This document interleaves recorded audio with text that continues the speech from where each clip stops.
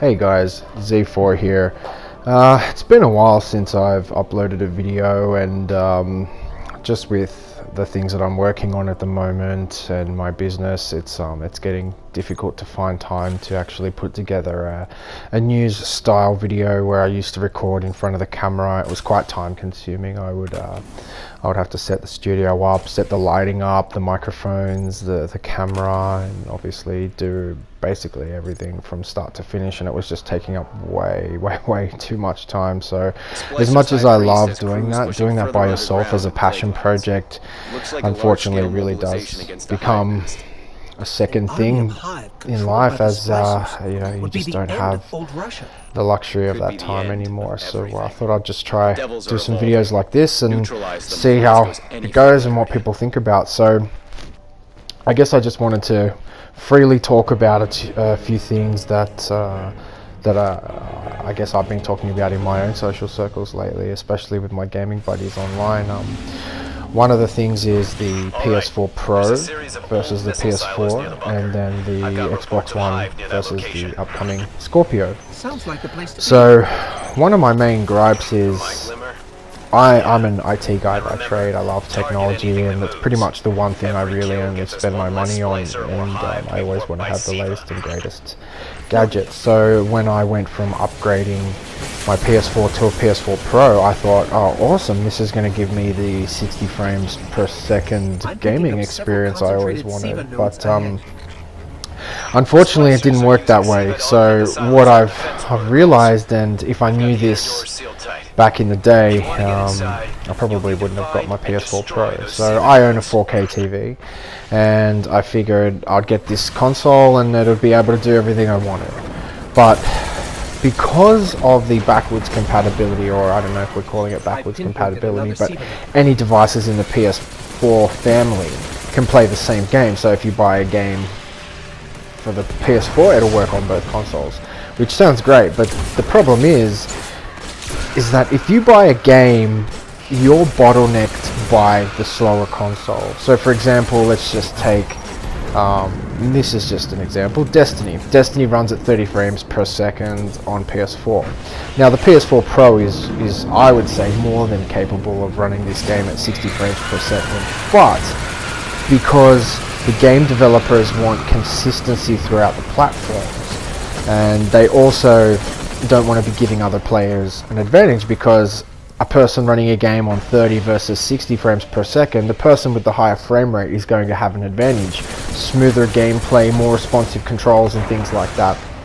So my issue is that if there is a game that comes out, a new release, and it comes out obviously across the two platforms, if the PS4 is not capable of handling a 60 frames per second frame rate, then the Pro is not going to get that either. What they do is they do this stupid thing where they bump it up from 1080p to 1440p, which is this very minimal resolution bump, and then they upscale that to 4K. So yeah, the games look a little bit nicer, but it's not worth the money. And to me, that really pisses me off as a consumer. I bought a product because I wanted to get the best high quality experience, and it's literally a very incremental half step upgrade. So my concern is now moving forward, I'm looking at purchasing, I already have an Xbox One, and I'm looking at purchasing a Scorpio once again, because I love technology, I want the latest and greatest, and I want to be able to run my games in the best, highest quality frame rate resolution possible. But because the console generations now are taking this incremental smartphone approach, where they develop one piece of software, and regardless of what version of phone you have, it'll run on every phone. Does that mean the same thing is going to happen with Xbox? If a game comes out and can only run at 30 frames per second on Xbox One, that means the Scorpio is going to be capped at 30 frames per second.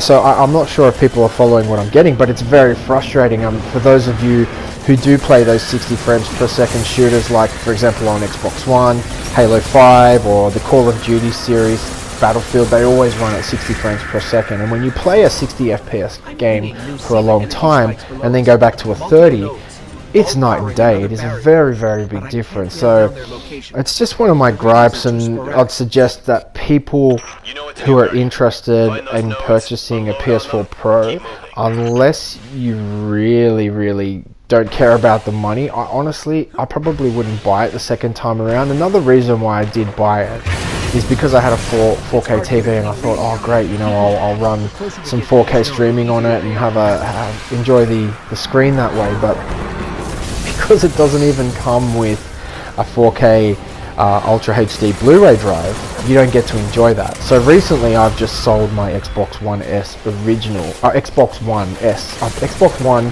for Xbox One S. So I was able to upgrade to the UHD drive, and you know, my partner and I, we watched some Blu-ray movies on the weekend, and they look fantastic. So it's just a shame that Sony really, in my opinion, missed the mark with the PS4 Pro console. So I guess time will tell when the Scorpio comes out, if we'll figure out if it's going to be restricted to the same frame rate on the lower console. It's like the internet, you know, the slowest speed sets the fastest connection. If you're on the fastest connection, 100 megabit up and down, and you're receiving a file from someone on a 20 megabit connection, your speed's capped at 20. So it's just one of those things, and this is one of the benefits of having a PC, is you bring your best to the table. So if your PC is only capable of running at a certain quality and frame rate, other people in the same game on the same server are going to have, you know, dual displays or massive 27-inch displays and have higher resolutions and higher frame rates, and of course that's going to create a gap in terms of the skill sets and things like that, and how easy it is to aim and responsive controllers. So something to think about. Another thing, in particular, one of my buddies on Destiny, Friendly Fox, and I'll put a link to his channel in the description below. He does some really cool music. He and I have been talking about the difference between the retro consoles and the current consoles. See, you've got this really interesting contrast here, where you've got things like the NES Mini making a comeback. And I have a feeling they're going to do a Super Nintendo Mini soon. And the beauty of this, and the only reason it works, is when you stick a cartridge in, the game is exactly the same as it was the day you bought it, and you can play it anytime. It doesn't rely on a net connection or anything like that. And that's the great nostalgic effect, where 10 years from now, you and your buddies can plug in your N64 and do 4-player Mario Kart, which is sick, like absolutely great. But the thing is, you know, how for those of you who play Destiny like I do, how good are raids? How good are the raids now? You get your buddies in, you go in, and you just, you know, coordinate and work together and have a laugh and really enjoy that experience. Now, when you look at it like that, think about it in a way as in 10 years from now, are you going to be able to grab your buddies and say, hey, plug in your old PS4, let's go do a raid? No, you can't. It doesn't work like that anymore. Once Bungie switch off their servers, it's dead. The whole game is dead. You can't even go in and play a single player. You cannot log into the game at all. So you think about it, there's not even an aspect where you can come in and just play a bit of single player.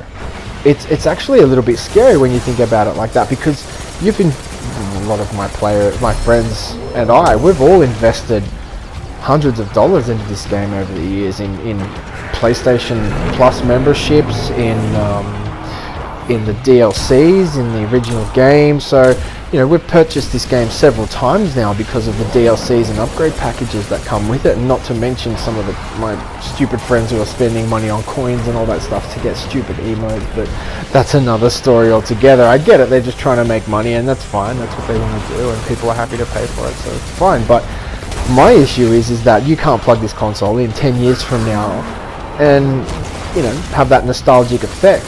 So it's a bit of an ugly situation, and obviously people aren't really caring about it right now because, yeah, you know, it's not an issue, but it will be an issue. But that's pretty much what I've been thinking about lately in terms of gaming. And who knows where things will end up, but it's definitely interesting. I'm looking forward to seeing where the Scorpio comes out and how the Nintendo Switch goes. You know, they're pretty lucky that that thing's doing well, otherwise they would have been in dire straits. But other than that, you know, gaming is in a very interesting time at the moment, and the generations have changed, and yeah, everything's different, and we'll see how all that goes. But I'd just like to say, for those of you who have been willing to listen to me, my 10 minutes of rambling and bitching, thank you very much. And I'd love to hear back in the comments, if anyone, what your thoughts are of this style of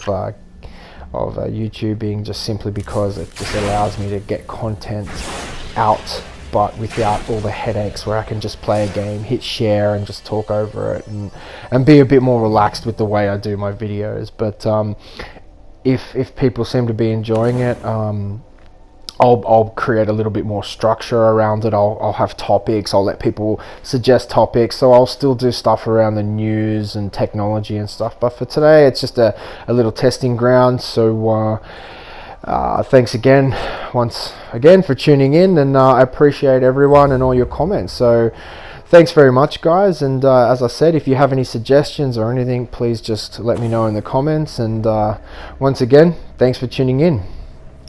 Peace.